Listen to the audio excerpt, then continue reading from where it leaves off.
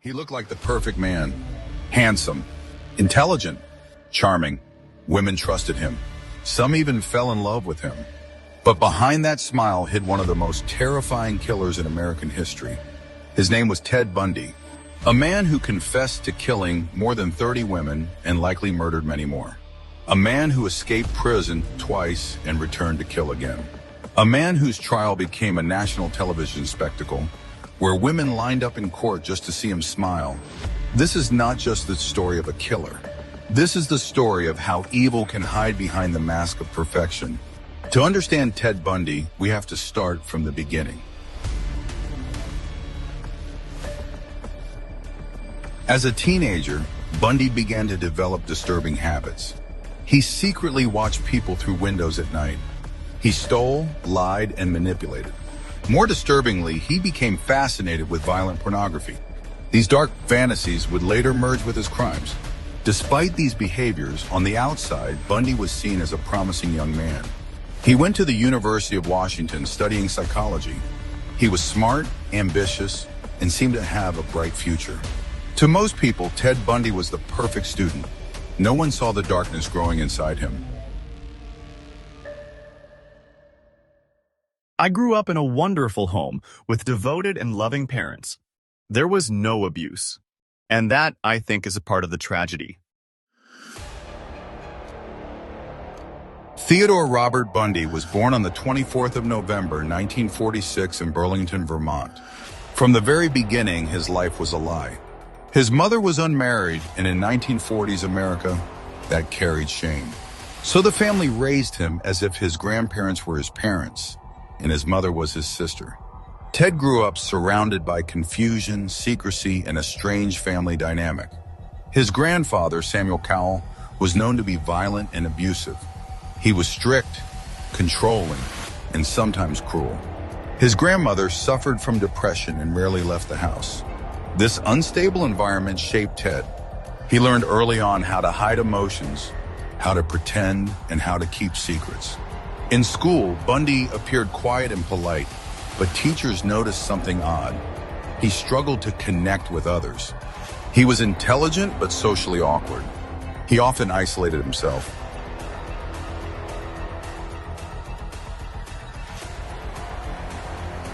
By the early 1970s, Bundy was living in Seattle, Washington.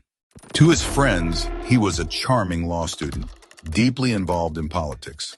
He even worked on campaigns for the Republican Party. But at night, a darker side of Ted Bundy began to emerge. In 1974, 4 young women started disappearing. They were all students, all attractive, many with long brown hair parted in the middle. The similarities were terrifying. Bundy had developed a deadly routine. He would fake an injury, a broken arm, a cast, or crutches, and approach women in public places. He asked them for help carrying books, loading items into his car, or opening a door. Once they were close enough, he struck. His weapon of choice is a crowbar or a blunt object hidden in his car. He would hit them, overpower them, and then drive them away to secluded locations. The disappearances shocked Seattle. Women were vanishing in broad daylight. Police were confused. There were no clear suspects, no witnesses who could identify the killer. But the fear was real. Women began changing their appearance. Some cut their hair short, others dyed it blonde, hoping to avoid the killer's type. Parents no longer allowed their daughters to walk alone, even during the day. Despite the panic, Bundy was careful. He cleaned up crime scenes, left little evidence, and knew exactly how police worked. His background in psychology and his charm made him almost invisible. On the 14th of July, 1974, Bundy made his boldest move yet. At Lake Sammamish State Park, near Seattle, thousands of people were enjoying a sunny summer day. In broad daylight, Bundy approached women using his now famous trick. He wore a sling on his arm, introduced himself as Ted, and asked for help loading a sailboat. That day, 2 women, Janice Ott and Denise Naslin, vanished. Witnesses described a handsome man with a cast driving a Volkswagen Beetle. For the first time, police had a name, Ted. For the first time, they had a description, a young man, good-looking, polite. But they still didn't know who he was. Bundy's car became his mobile hunting ground. A tan-colored Volkswagen Beetle, small and unassuming, but modified for his crimes. He had removed the passenger seat, making it easier to hide unconscious victims. Many survivors later recalled waking up in the back of that car before being attacked again. The Beetle would become one of the most infamous vehicles in criminal history.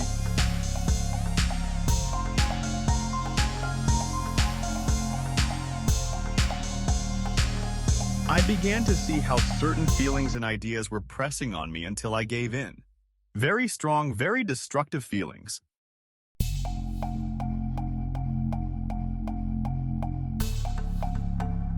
In August 1975, police in Utah stopped a suspicious tan Volkswagen Beetle. Inside, they found handcuffs, a ski mask, a crowbar, and trash bags. To investigators, it looked like a killer's toolkit. But Bundy, smooth-talking as always, explained everything away. He claimed the items were just for home repairs, skiing, or harmless fun. There wasn't enough evidence to charge him with murder. But detectives were finally starting to connect the dots. Survivors and witnesses described a man named Ted who drove a Volkswagen. When police showed Bundy's photo to victims, some identified him. Finally, in 1976, Bundy was charged with the kidnapping of Carol DeRonk, one of the few women who escaped his attack. She testified that Bundy pretended to be a police officer, lured her into his car, and tried to handcuff her. She barely escaped with her life. Bundy was convicted of kidnapping and sentenced to prison, but prison couldn't hold Ted Bundy for long. In June 1977, during a pretrial hearing in Colorado, Bundy was left alone in a law library. He jumped out of a second-story window and escaped into the mountains. For 6 days, he was on the run. He was eventually recaptured, tired and hungry, but his legend was growing. In December 1977, Bundy escaped again, this time from his jail cell. He starved himself to fit through a hole in the ceiling, crawled through ductwork, and walked right out of the building. This time, he disappeared for weeks. And he didn't just hide, he killed again. In Florida, Bundy attacked a sorority house at Florida State University, brutally murdering 2 women and assaulting several others in a single night. Soon after, he kidnapped and murdered a 12-year-old girl named Kimberly Leach. In February 1978, Bundy was finally caught again. A routine traffic stop revealed the fugitive. When arrested, Bundy famously told the officers, "I wish you had killed me." Bundy's trial in Florida became a national spectacle. It was the first televised trial in the United States. History. Millions watched as Bundy smiled for the cameras, cross-examined witnesses, and tried to play the role of a brilliant lawyer. Strangely, women flocked to the courtroom. Many were fascinated, even obsessed with Bundy. Some believed he was innocent. Others simply found him attractive. One woman, Carol Ann Boone, even married Bundy during the trial while he was accused of multiple murders. But behind the charm and the smiles, the evidence was undeniable. Ted Bundy's time was running out.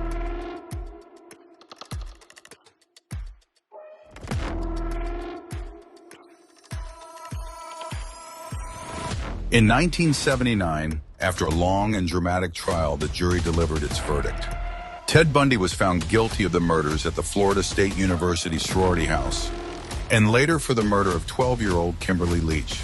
The sentence, death by electric chair. For Bundy, it was the beginning of the end.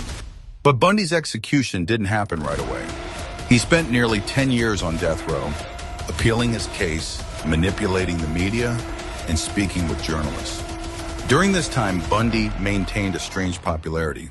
Women continued to write him letters. He received fan mail, gifts, even marriage proposals. His wife, Carol Ann Boone, stood by him for years, even giving birth to a daughter while Bundy was in prison. As his execution date approached, Bundy began to confess. In chilling interviews, he admitted to more than 30 murders, though investigators believed the real number could be much higher. Bundy described his methods with cold detachment. speaking as if he were discussing someone else's life. His confessions were not just about guilt. They were also attempts to delay his execution, offering police new information in exchange for more time. On the 24th of January 1989, Ted Bundy was executed in the electric chair at Florida State Prison. Outside the prison, hundreds of people gathered, some with signs that read, "Burn Bundy, burn." They cheered when the news came that the killer was finally dead. For many, it felt like justice had been served. For others, it was the end of one of the darkest chapters in American history. Ted Bundy remains one of the most infamous serial killers in history. His case changed the way America thought about killers, not as monsters hiding in the shadows, but as charming men who could walk among us. Bundy was proof that evil can look ordinary. He was intelligent, polite, attractive, the kind of man you would never suspect. And that was what made him so dangerous. Today, his story serves as a warning. Monsters don't always look like monsters. Sometimes they look just like us.